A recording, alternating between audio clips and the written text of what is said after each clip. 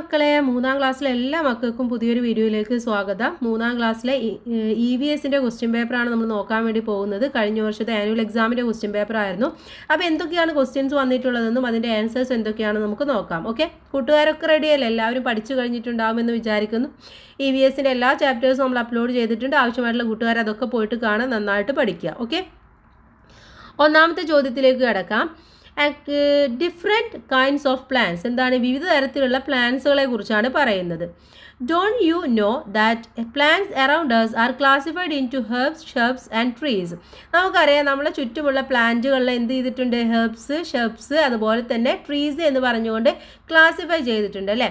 Complete the table on the basis of their features. അപ്പോൾ അതിൻ്റെ ഫീച്ചേഴ്സിൻ്റെ അടിസ്ഥാനമാക്കിയിട്ട് താഴെയുള്ള ടേബിൾ എന്ത് ചെയ്യണം? നമുക്കൊന്ന് കംപ്ലീറ്റ് ചെയ്ത് കൊടുക്കണം.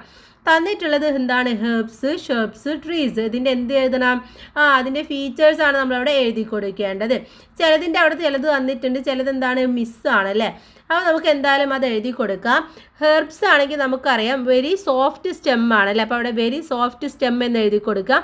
നോട്ട് സോ ടോൾ, എന്താണ്? നല്ല നീളമൊന്നും അത് വെക്കാറില്ല. ഇനി ഷ്രബ്സ് നോക്കൂ, അതെന്താണ്? ഹാർഡ് സ്റ്റെം ആണ് അതിനുള്ളത്. ഒരു മീഡിയം സൈസ് ആണ് അതിൻ്റെ വലിപ്പം എന്ന് പറയുന്നത്. ട്രീസ് ആണ്, ട്രീസിൻ്റെ ഒന്നും അവിടെ കൊടുത്തിട്ടില്ല. ട്രീസ് എന്താണ്? വെരി ഹാർഡ് സ്റ്റെം ആണ്, അതുപോലെ ബിഗ് സൈസും ആയിരിക്കും.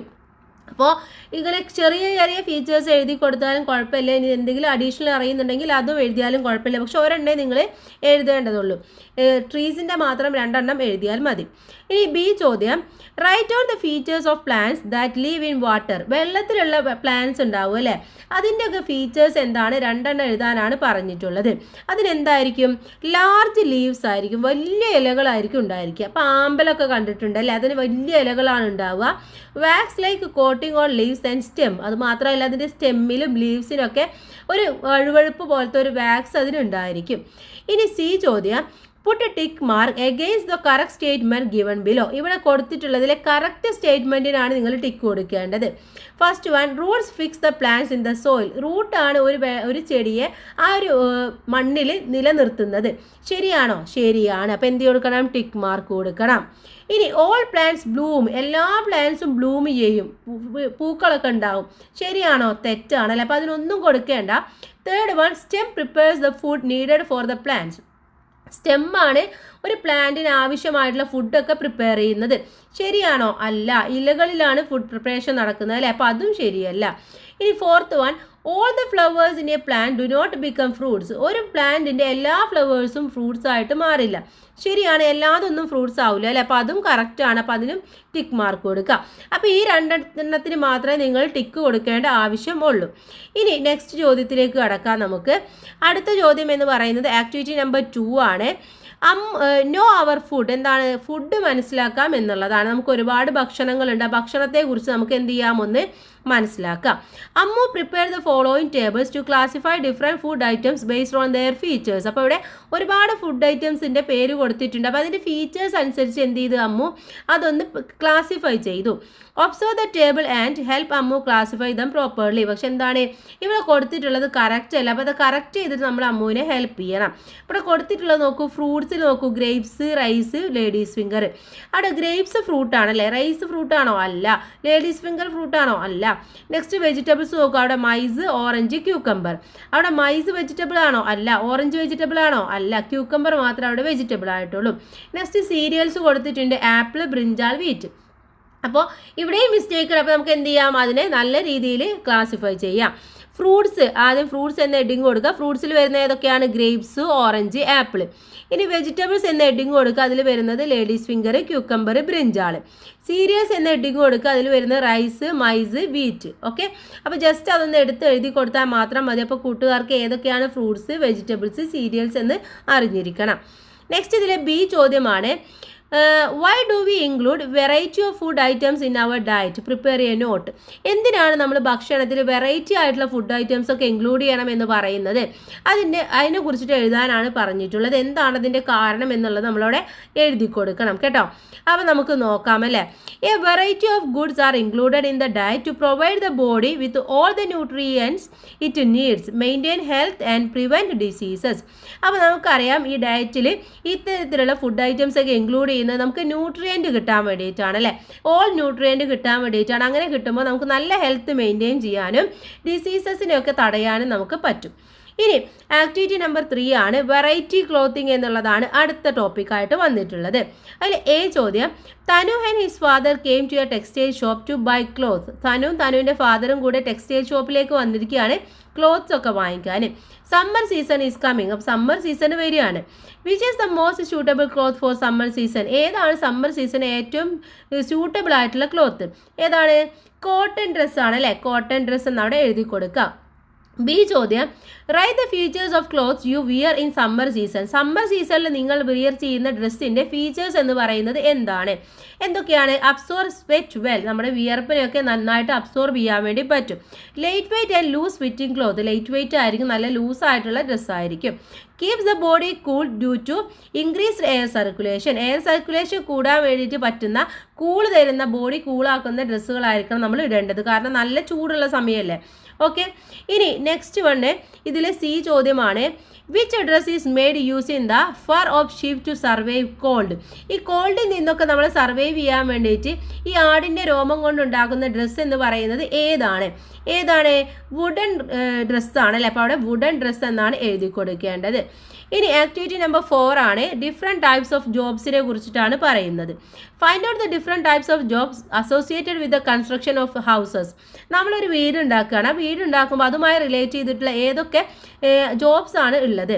ഇവിടെ തന്നിട്ടുള്ളത് carpentry, tailoring, construction of walls, tapping, construction basement, sawing, plastering. ഇതിലേതൊക്കെ വരും? കാർപ്പൻട്രി വരും, construction of wall, construction basement, plastering. ഇത്രയുമാണ് ഒരു വീട് നിർമ്മിക്കാൻ നമുക്ക് ആവശ്യമായിട്ടുള്ള ജോലികൾ. ഇതിലെ ബി ചോദ്യം, school is a public institution. School എന്ന് പറയുന്നത് എന്താണ്? ഒരു പൊതുവായിട്ടുള്ള ഇൻസ്റ്റിറ്റ്യൂഷൻ ആണ് അല്ലേ. What services do you get from your school. ഒരു സ്കൂളിൽ നിന്ന് നിങ്ങൾക്ക് എന്തൊക്കെ സർവീസാണ് കിട്ടുന്നത്? നമുക്ക് എഡ്യൂക്കേഷൻ, ലഞ്ച് കിട്ടാറുണ്ട്, ടെക്സ്റ്റ് ബുക്സ്, ഫിസിക്കൽ ട്രെയിനിങ്, ഇത്രയും കാര്യങ്ങളൊക്കെ നമുക്ക് സ്കൂളിൽ നിന്നും കിട്ടാറുണ്ട്. ഇതിലെ സി ചോദ്യം, put a tick mark against the public institution that helps in money transaction. നമ്മൾ സാമ്പത്തികപരമായിട്ടുള്ള ഇടപാടുകളൊക്കെ, പൈസ കൊണ്ടുള്ള ഇടപാടുകളൊക്കെ നടത്തുന്ന ഒരു പബ്ലിക് ഇൻസ്റ്റിറ്റ്യൂഷൻ എന്ന് പറയുന്നത് ഏതാണ്? Police station, hospital, library, bank. ഏതാണ്? ബാങ്ക് എന്നുള്ളതാണ് ശരിയായിട്ടുള്ള ഉത്തരം അല്ലേ. അവിടെ നമ്മൾ പൈസ കൊണ്ടിടുകയും എടുക്കുകയും ഒക്കെയാണ് നമ്മൾ ചെയ്യാറുള്ളത്. ഇനി അടുത്ത ചോദ്യം നോക്കാം. Activity number 5 my land Kerala എന്നുള്ളതാണ്. എൻ്റെ ലാൻഡ് ഏതാണ്? കേരളമാണ്. Observe the map of given Kerala. ഇവിടെ കേരളത്തിൻ്റെ ഒരു മാപ്പ് കൊടുത്തിട്ടുണ്ട്. Find out the features of the given district and complete the table. അപ്പോൾ താഴെ കുറച്ച് ഡിസ്ട്രിക്റ്റ് കൊടുത്തിട്ടുണ്ട്, അതിൻ്റെ ഫീച്ചേഴ്സ് എന്തൊക്കെയാണെന്നുള്ളത് എഴുതി കൊടുക്കുകയാണ് ചെയ്യേണ്ടത്. ഫസ്റ്റ് വൺ അവിടെ കാസർഗോഡ് കൊടുത്തിട്ടുണ്ട്. അതിൻ്റെ ഫീച്ചർ എന്താണ്? The district that shares border with Karnataka. കർണാടകയുമായിട്ട് ബോർഡർ പങ്കിടുന്നതാണ്. ഇടുക്കിയെ നമുക്ക് എന്ത് എഴുതാം? It is the second largest district in the state. ഈ സ്റ്റേറ്റിലെ സെക്കൻഡ് ലാർജസ്റ്റ് ഡിസ്ട്രിക്റ്റ് ആണ്. അതുപോലെ ഷെയർസ് ബോർഡേഴ്സ് വിത്ത് തമിഴ്നാടുമായിട്ട് ബോർഡർ പങ്കിടുന്നുണ്ട്. ഇതിൽ ഒരു പോയിന്റ് എഴുതിയാലും കുഴപ്പമില്ല കേട്ടോ, 2 എഴുതണം നിർബന്ധമില്ല, നമ്മൾ പറഞ്ഞു തന്നേ ഉള്ളൂ. ഇനി പാലക്കാട് നോക്കുകയാണെങ്കിൽ it is the largest district in Kerala. കേരളത്തിലെ തന്നെ ലാർജസ്റ്റ് ആയിട്ടുള്ള ഡിസ്ട്രിക്റ്റ് ആണ്. അതുപോലെ ഷെയർസ് എ ബോർഡർ വിത്ത് തമിഴ്നാടുമായിട്ട് ബോർഡർ പങ്കിടുന്നുണ്ട്. തിരുവനന്തപുരം ആണെങ്കിൽ it is the capital of Kerala. കേരളത്തിൻ്റെ തലസ്ഥാനമാണ്. ഷെയർസ് എ ബോർഡർ വിത്ത് തമിഴ്നാടുമായിട്ട് ബോർഡർ ഷെയർ ചെയ്യുന്നുണ്ട്. ഇതിലെ ബി ചോദ്യം, which district in Kerala is surrounded by other district surround ചെയ്തിട്ടുള്ള ഡിസ്ട്രിക്ട് ഏതാണ്? ചുറ്റും ഡിസ്ട്രിക്ട് ആയിട്ടുള്ളത് ഏതാണെന്നാണ് ചോദിച്ചിട്ടുള്ളത്. ഏതാണെന്നറിയോ? കോട്ടയമാണ്. ഓക്കെ, ആൻസർ എന്ന് പറയുന്നത് കോട്ടയം. അടുത്ത ചോദ്യം, I am the smallest district in Kerala, who am I. ഞാനാണ് കേരളത്തിലെ ഏറ്റവും ചെറിയ ജില്ല, ഞാൻ ആരാണ്? ആലപ്പുഴ, വയനാട്, പത്തനംതിട്ട, കൊല്ലം. ഏതാണ്? ഓപ്ഷൻ എ ആലപ്പുഴയാണ്. അപ്പോൾ അത് ഇങ്ങോട്ട് എടുത്തെഴുതുക. ഓക്കെ, അതാണ് ചെറിയ ഡിസ്ട്രിക്ട് എന്ന് പറയുന്നത്. Activity number 6 water and soil എന്നുള്ളതാണ് അടുത്തത്. Different features of soil are given below. സോയിലിൻ്റെ ഡിഫറെൻറ്റ് ഫീച്ചേഴ്സ് താഴെ കൊടുത്തിട്ടുണ്ട്. There is air in the soil. എന്താണ്? സോയിലിൽ എയർ ഉണ്ട്. There is a biomass in the soil. There are traces of water in the soil. ഇത്രയും features ആണ് കൊടുത്തിട്ടുള്ളത്. Prepare an observation note to prove that there are traces of water in soil. അപ്പോൾ സോയിലിൽ traces ഉണ്ട് എന്ന് അറിയാൻ വേണ്ടിയിട്ടുള്ള ഒരു ഒബ്സർവേഷൻ നോട്ടാണ് നമ്മളെടുത്ത് എഴുതാൻ വേണ്ടി പറഞ്ഞിട്ടുള്ളത്. അപ്പോൾ എന്ത് വേണം? അതിന് എയിം വേണം, മെറ്റീരിയൽസ്, മെത്തേഡ് ഓഫ് എക്സ്പെരിമെൻറ്റ്, ഒബ്സർവേഷന്, ഇൻഫറൻസസ്. ഇത്രയും കാര്യങ്ങളാണ് നമുക്ക് വേണ്ടത്. എയിം കൊടുക്കാം, prove that there is moisture in the soil. സോയിലിൽ മോയ്സ്ചർ ഉണ്ട് എന്ന് കണ്ടെത്താനാണ്.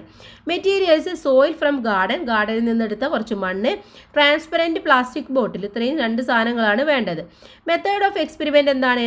Take some garden soil in a transparent plastic bottle കുറച്ച് സോയിൽ എടുക്കുക. Close the bottle tightly and leaves it in the sun for some time. എന്ത് ചെയ്യുക? അത് ബോട്ടിൽ നന്നായിട്ട് ടൈറ്റ് ചെയ്തിട്ട് സണ്ണിൻ്റെ അവിടെ കൊണ്ടുപോയിട്ട് വെക്കുക. Then observation, small water droplets are visible on the inside of the bottle along the edges. അപ്പോൾ അതിൻ്റെ എഡ്ജസിലായിട്ട് കുറച്ച് വാട്ടറിൻ്റെ ഡ്രോപ്ലെറ്റ്സ് നമുക്ക് ഇങ്ങനെ കാണാൻ വേണ്ടി പറ്റും.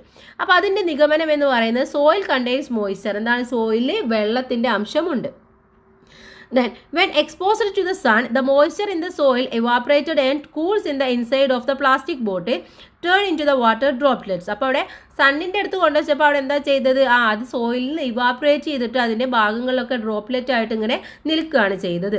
അപ്പോൾ അതാണ് അതിൻ്റെ നിഗമനം എന്ന് പറയുന്നത്. അപ്പോൾ ഇത്തരത്തിലുള്ള ഒബ്സർവേഷൻ നോട്ടൊക്കെ എഴുതാണ്ടാവും. അപ്പോൾ നമ്മുടെ ചാപ്റ്ററിലുള്ള എല്ലാ എക്സ്പെരിമെൻറ്റും കൂട്ടുകാരും മനസ്സിലാക്കി വെക്കണം. ഇനി അടുത്തത്, as part of their study trip to a soil testing lab. അപ്പോൾ എന്താണ്? ഇവരുടെ പഠനത്തിൻ്റെ ഭാഗമായിട്ട് സോയിൽ ടെസ്റ്റിംഗ് ലാബിലേക്ക് ഒരു സ്റ്റഡി ടൂർ പോവുകയാണ്. Ammu and friends saw statement displayed on a board in front of the lab. അപ്പോൾ ആ ലാബിൻ്റെ ഫ്രണ്ടിലായിട്ടുള്ള ഒരു സ്റ്റേറ്റ്മെൻറ്റ് അമ്മും ഫ്രണ്ട്സും കാണുകയാണ്. We can only survive if the soil is protected from pollution and loss of fertility. എന്താണ്? നമുക്ക് survive ചെയ്യണമെങ്കിൽ soil എന്ത് protect ചെയ്യണം? പൊല്യൂഷനെയും അതിൻ്റെ ഫെർട്ടിലിറ്റിയെയും നഷ്ടപ്പെടുമെന്നാണ് പറയുന്നത്. Prepare as poster to give awareness. അപ്പോൾ ഈ അവയർനെസ്സിന് ആവശ്യമായിട്ടുള്ള നീഡ് ഫോർ പ്രൊട്ടക്റ്റിംഗ് സോയിലിനെ പ്രൊട്ടക്റ്റ് ചെയ്യാൻ വേണ്ടിയിട്ടുള്ള അവയർനെസ്സിന് വേണ്ടിയ ഒരു പോസ്റ്ററാണ് പ്രിപ്പയർ ചെയ്യാൻ വേണ്ടി പറഞ്ഞിട്ടുള്ളത്. നമുക്ക് എന്താ എഴുതാം? സോയിൽ ഈസ് അവർ ലൈഫാണ് കേട്ടോ. Soil is our life. നമ്മുടെ ജീവിതമാണ് സോയിൽ എന്ന് പറയുന്നത്. Let's protect. എന്ത് ചെയ്യണം? നമ്മളതിനെ പ്രൊട്ടക്റ്റ് ചെയ്യണം എന്നുള്ളത് എഴുതി കൊടുക്കുക. ഓക്കെ, അപ്പോൾ ഇത്രയുമാണ് നമ്മുടെ ഈ ഒരു ക്വസ്റ്റ്യൻ പേപ്പർ എന്ന് പറയുന്നത്. എല്ലാ ക്വസ്റ്റ്യൻസും ആൻസേഴ്സും നമ്മൾ ഡീറ്റെയിൽ ആയിട്ട് തന്നെ നോക്കി. അപ്പോൾ ഈ രീതിയിലുള്ള ക്വസ്റ്റ്യൻസ് ആയിരിക്കും കൂട്ടുകാർക്ക് വരുന്നത്. എല്ലാവരും നന്നായിട്ട് പഠിക്കുക, നന്നായിട്ട് എക്സാം എഴുതുക. All the best. താങ്ക്